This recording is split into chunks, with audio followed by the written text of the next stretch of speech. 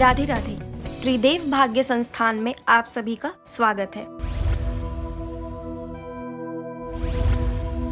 बहुत बार आपने सुना होगा कि परिवार में पितृदोष है, लेकिन यह पितृदोष आखिर होता क्या है और इसका प्रभाव क्या है? किन दशाओं में, किन स्थितियों में पितृदोष बन जाता है, और अगर कुंडली में पितृदोष बन जाता है तो निवारण कैसे करें? पितृदोष होता क्या है और इसका प्रभाव क्या है? जीवन की उन्नति में तमाम चीजें बाधाएं बन जाती हैं। कोई भी जीवन हो, किसी का भी जीवन हो, बिना बाधाओं के जीवन नहीं चल सकता। बाधा तो आएगी ही, और यह बाधा आती है दोषों की वजह से। कुछ दोष इसमें जाने पहचाने होते हैं और कुछ अज्ञात।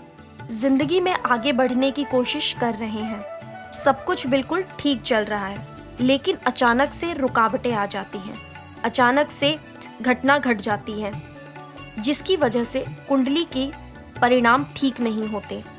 कुछ दोष ऐसे होते हैं जो जाने पहचाने होते हैं और कुछ जिन्हें अज्ञात कहते हैं। इनमें से ऐसा एक दोष है पितृदोष। पितृदोष जो है, आमतौर पर इस योग के पीछे राहु का कारण होता है। राहु की विशेष स्थिति इस दोष का, पितृ योग का निर्माण करती है। देखा जाए तो कुंडली का जो अज्ञात पक्ष है वो राहु है, और राहु की वजह से जब अलग अलग तरह की स्थिति बनती है तो लोग इसे कहते हैं पितृदोष। देखा जाए तो ये परिस्थितियां राहु की होती हैं। आप सीधा यह कह सकते हैं कि आपकी कुंडली में राहु की स्थिति ठीक नहीं है, इसलिए राहु के उपाय करो। लेकिन लोग यह नहीं कहते। लोग यह कहते हैं कि तुम्हारी कुंडली में पितृदोष है, इसका उपाय करवाओ।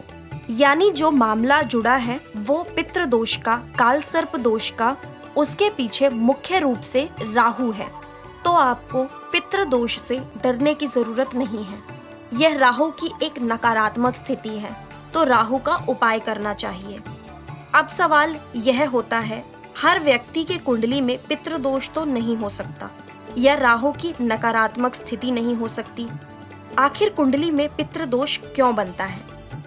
राहु का जो मतलब होता है, आपके पूर्व जन्म के और इस जन्म के बीच का संबंध है, वो कैसा है, आपके पूर्व जन्म के कर्म कैसे हैं, इसका प्रभाव इस जीवन पर क्या पड़ रहा है।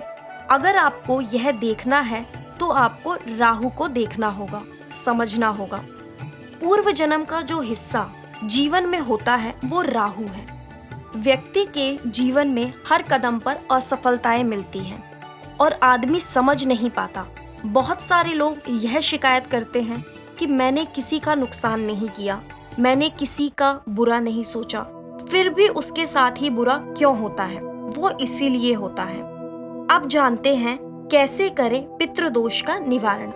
पितृपक्ष में पीपल का वृक्ष लगाएं और नियमित रूप से पीपल के पौधे में जल डालें और उसकी देखभाल करें। श्रीमद् भगवद गीता का रोजाना पाठ करें, और अगर रोज नहीं कर सकते तो एक बार श्रीमद् भगवद गीता के 11वें अध्याय का पाठ करें।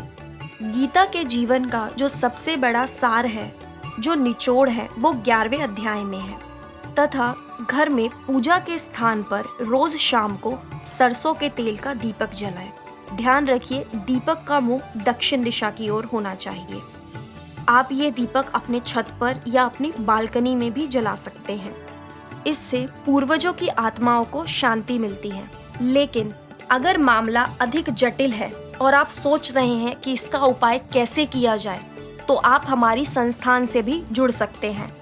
आप दिए गए नंबरों पर कॉल करके हमसे बात कर सकते हैं। धन्यवाद। राधे राधे।